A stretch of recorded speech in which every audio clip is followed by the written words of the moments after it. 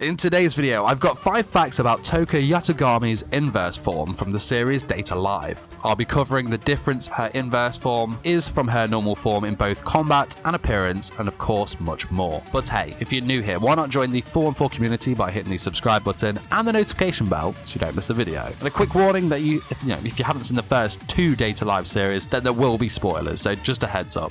Anyway, with that being said, let's roll intro and get straight into the video.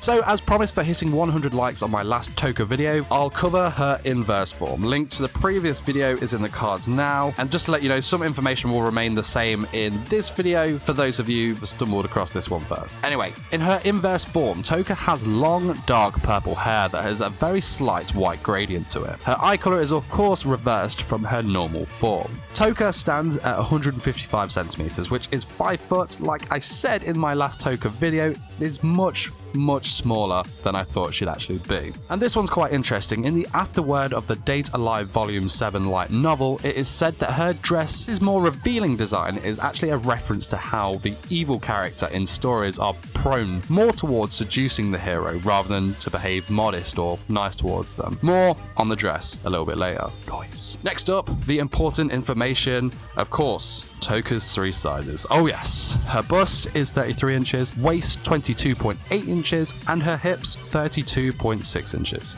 You are most welcome.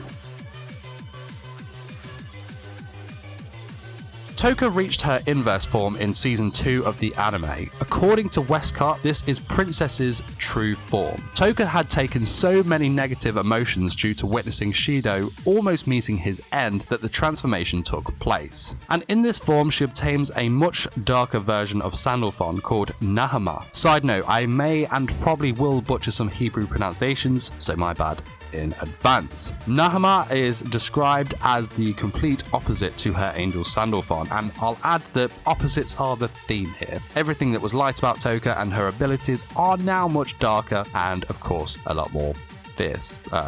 Is that a word? In appearance, the thrones are also different, as are the swords that they act as the sheath for. Previously, she of course wielded a broadsword, but in her inverse form, she wields a single-edged blade. Though the ability to destroy the throne and add the pieces to her sword remains the same, but instead of summoning Halvan Halev, the summoned blade is called Pavashlev, I think.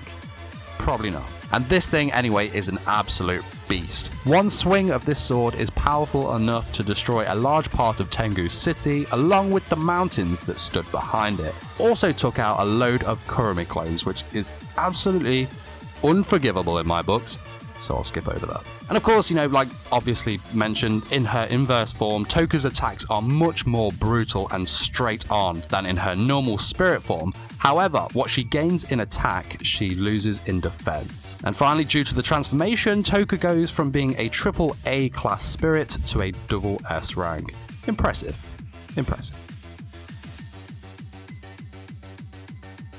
Of course, I've been through Tohka's voice actors in the last video, but here they are for those of you who are new here. So Tohka's Japanese voice actress is Marina Inoue. She has voiced other characters such as Momo Yaoyorozu from My Hero Academia, Armin Arlett in Attack on Titan, Laura Bodewig from Infinite Stratus, Nana in Darling in the Franxx, and many more. As for Tohka's English voice actress, it is Michelle Rojas. She has voiced other characters such as Ko Yagami from New Game, Kanan Matsura in Love Live Sunshine, Imari Nagakura from Absolute Duo, Maya Sato in Classroom of the Elite, and more. I mentioned this briefly, but let's talk about Tohka's astral dress in terms of all its revealing appearanceness, if that's a word, probably not. So, her dress is now a very dark purple, more so a dark violet to be more precise. The dress itself is very nice. revealing, and is held together with a black lace comboed with dark pink and grey shoulder armor. Like mentioned, the dress is very revealing. It's open at the back and very open at the front, revealing a lot of skin. God damn. I digress. She also has a knee-length skirt, and she wears a once again dark violet butterfly-shaped clip that has pointy edges while in her inverse form. Not really a fact, to be honest, but no shame. I wanted to highlight her appearance for research purposes. It's also worth mentioning that while in her inverse form, Tohka loses all memories of her normal self and will not hesitate to kill anyone before her. The same also applies when she returns to her normal form. The memories, of course, that is, the killing thing would have stopped. She is also much more hostile than even before her first appearance in episode 1, and when she attacks her enemies, she certainly does not hold back. She utilizes an unrestrained force and unleashes that upon her enemies. Now, I mentioned that she loses her memories in this form, but there is something about Shido that she fears and is in a lot of confusion about. To her, he is just another human trying to deceive her, but for some reason, there is something that she is very hesitant about. So what, of course, we all know is the imminence of Tohka's normal self trying to break through. These dominant feelings for Shido was the catalyst that allowed a direct kiss from him to calm her down and break the normal Tohka out of her inverse form.